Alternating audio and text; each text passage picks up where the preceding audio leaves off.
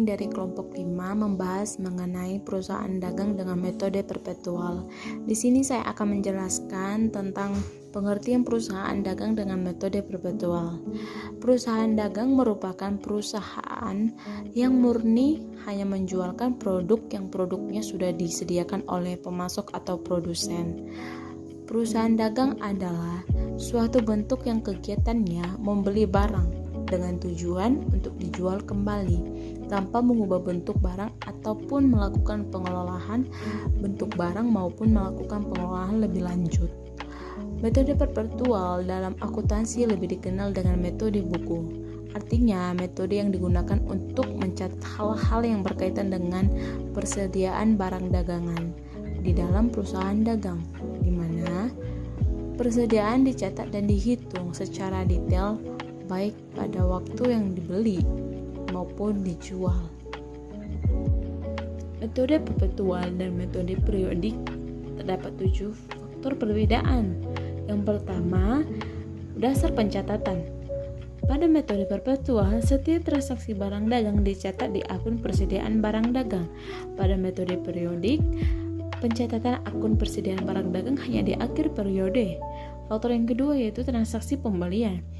Pada metode perpetual, akun persediaan barang dagang di posisi debit. Pada metode periodik, akun pembelian di posisi debit.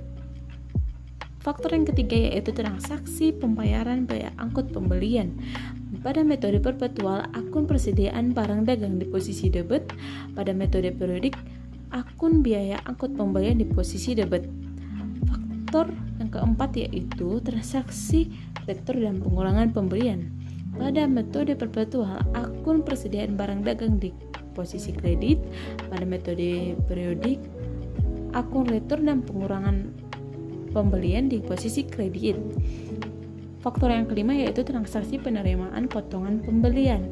Pada metode perpetual, akun persediaan barang dagang di posisi kredit. Pada metode periodik, akun potongan pembelian di posisi kredit. Faktor yang keenam yaitu transaksi pembelian. Pada metode perpetual, akun persediaan barang dagang di posisi kredit dan pencatatan HPP. Pada metode periodik, tidak ada pencatatan HPP ke akun persediaan barang dagang dan HPP. Faktor yang ketujuh yaitu jurnal penyesuaian. Pada metode perpetual tidak ada jurnal penyesuaian. Pada metode periodik terdapat jurnal penyesuaian akun persediaan barang dagang dan HPP ataupun laba rugi. Sekian dari saya ucapkan terima kasih. Baiklah, selanjutnya saya akan menjelaskan lebih mudahnya lagi untuk memahami metode perpetual dalam perusahaan dagang. Saya akan menjelaskannya lewat pertanyaan apa dan bagaimana metode perpetual di transaksi barang dagang. Untuk apa?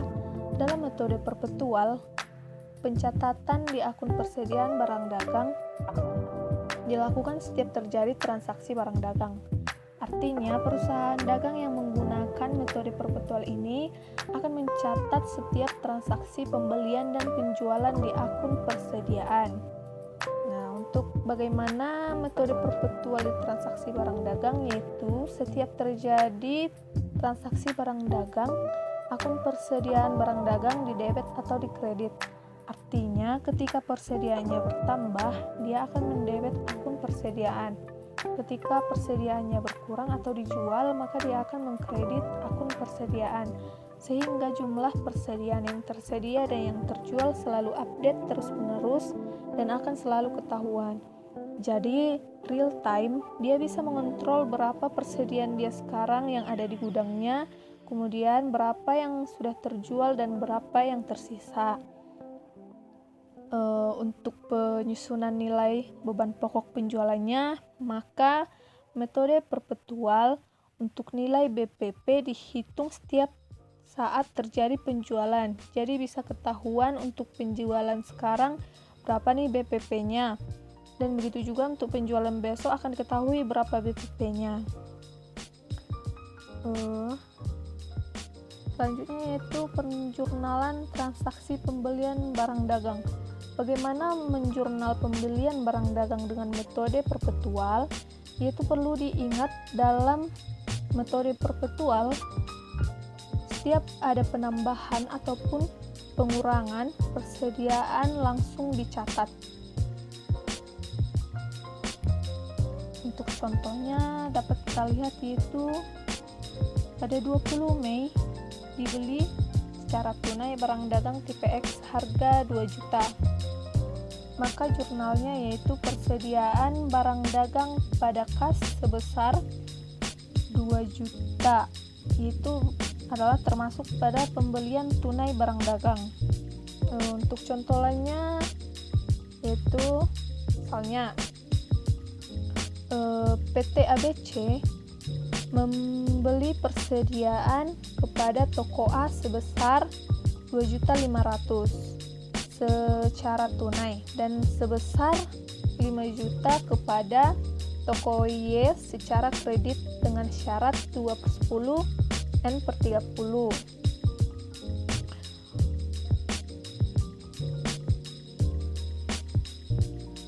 Dalam contoh yang saya berikan, ada pembelian yang tunai dan ada yang kredit. Nah, bagaimana pencatatannya secara tunai? Yaitu ketika dia membeli persediaan, artinya persediaannya bertambah. Persediaan akunnya ada di akun aset, ada di sisi debit, artinya ketika dia bertambah dia akan didebit. Sedangkan dia membeli secara tunai sehingga kasnya berkurang. Maka jurnalnya di sini yaitu persediaan pada kas sebesar 2.500.000. Bagaimana pencatatannya yang melakukan pembelian secara kredit? Yaitu jurnalnya adalah persediaan pada utang usaha sebesar 5 juta. Baiklah, untuk penjurnalan transaksi biaya angkut pembelian barang dagang dicatat di akun persediaan barang dagang. Contohnya,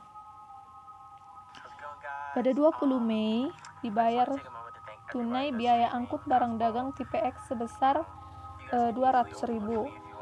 Maka jurnalnya dalam metode perpetual yaitu persediaan barang dagang pada kas sebesar 200.000. Baiklah, selanjutnya saya akan menjelaskan penjurnalan transaksi potongan pembelian. Dicatat di akun persediaan barang dagangan. Kita masuk ke contoh. Contohnya, tanggal 27 Mei 2007 diperoleh potongan tunai pembelian barang dagangan tipe X sebesar Rp100.000. Maka, jurnal dari transaksi tersebut adalah kas senilai Rp100.000 di sebelah debit dan persediaan barang dagangan senilai Rp100.000 di sebelah kredit.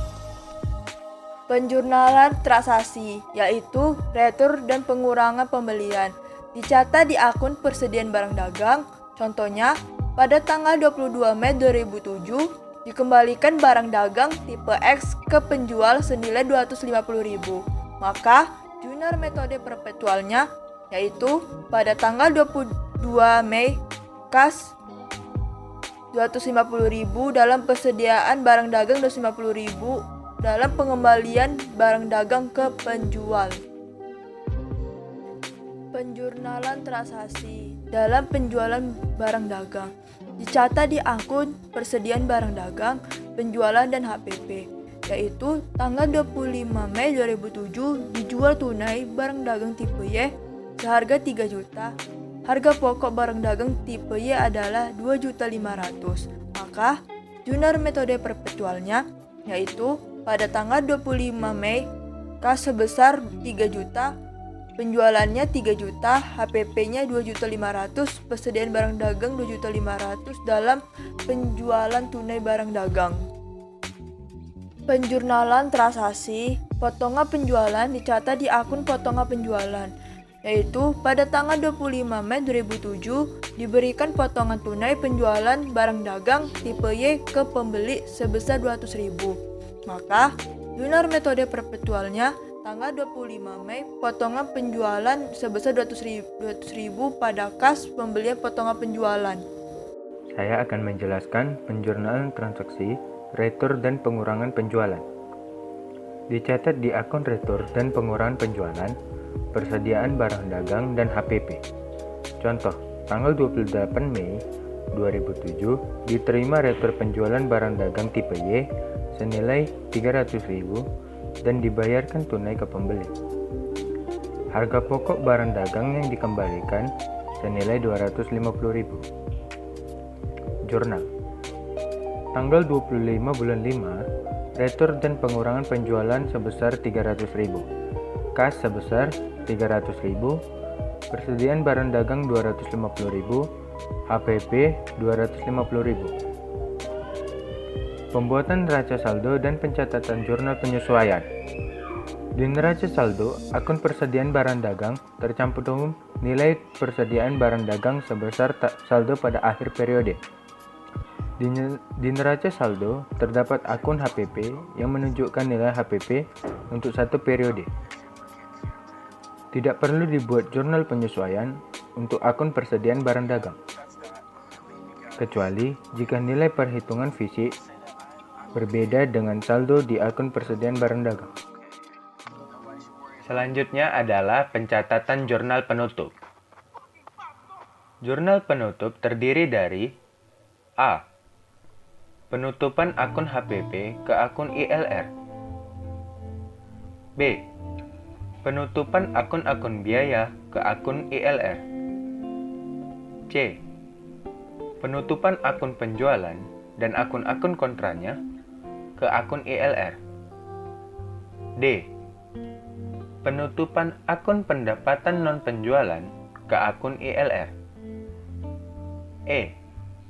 Penutupan akun ILR ke akun modal. F. Penutupan akun pribadi ke akun modal. Selanjutnya, pembuatan laporan keuangan.